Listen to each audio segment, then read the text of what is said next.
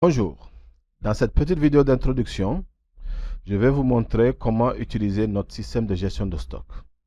Donc, comme vous pouvez le voir sur l'interface, nous avons plusieurs commandes. Ici, vous avez la commande Ajouter client qui vous permet d'ajouter vos clients. Donc, je vous conseille, une fois que vous avez sélectionné la civilité, de vous déplacer avec le bouton Tabulation, qui est beaucoup plus simple.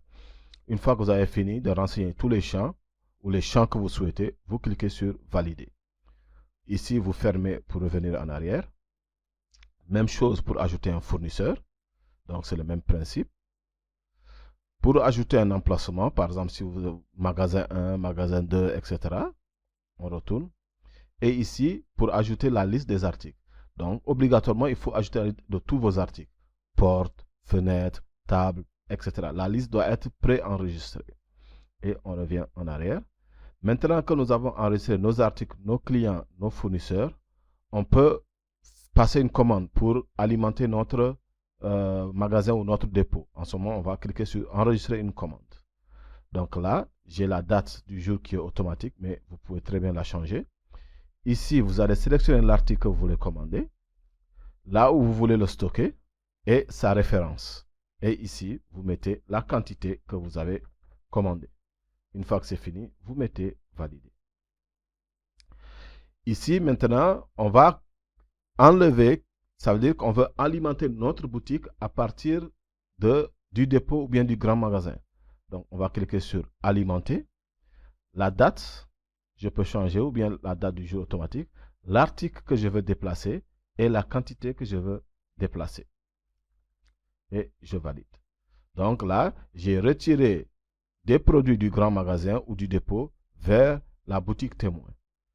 Maintenant, si on veut effectuer une vente, un client est venu nous voir, on veut faire une vente. Nous allons cliquer sur la caisse centrale ici. Ici, on va choisir notre client. Obligatoirement confirmer par oui avant de faire quoi que ce soit. Donc, client, oui. Ensuite, vous choisissez votre item, tabulation, la quantité vendue et le prix à laquelle vous avez vendu. Donc, vous voyez ici, quand vous voyez en bas, rien n'apparaît. Donc, pour que ça apparaisse, il faut que j'active la dernière case. OK, donc, faites bien attention. Donc, ici, je prends fenêtre, quantité 20, prix unitaire 50. Donc, je mets tabulation jusqu'à ce que j'arrive au moins à la deuxième case pour que le prix total apparaisse. Donc, une fois que j'ai fini de faire ma vente, je vais imprimer cette facture. Il suffit juste de... Ici, vous voyez, c'est la facture numéro 8. Donc, je clique ici. Là, il me demande est-ce que je veux appliquer un taux.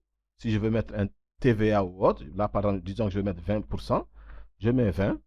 Je mets OK. Il me demande le numéro de la facture. C'est ce numéro-là. Je mets 008. Je mets OK.